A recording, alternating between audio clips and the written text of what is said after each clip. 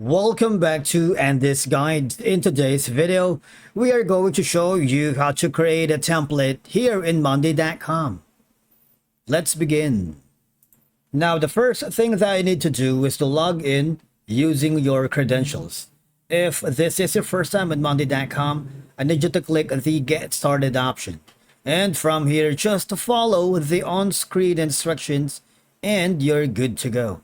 Creating a template in Monday.com is a straightforward process that will allow you to streamline the setup of new boards by using a predefined structure and workflow.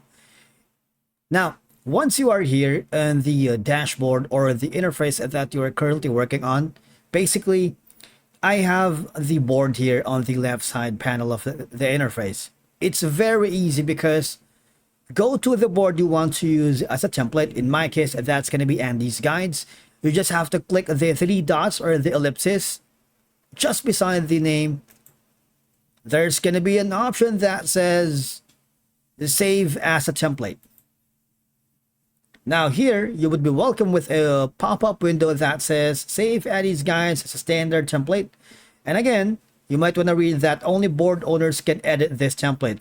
For example, if you're working with multiple freelancers, with their client, with collaborators in this organization or project, click as a Save Template. Just wait for it because the status progress will be given to you, and the board is a standard template, and changes made here will be applied to all future boards created from this template. All right. If in case you encounter any problems creating a template here in Monday.com, I need you to go to this section right here on the Help Center, and you might wanna type in your problem, right, to see if you get an answer. If you don't, there's an option here that says Contact Us option. I want you to choose the platform so you can. The quickest way to get in touch is live chat. You can email them as well and request a call.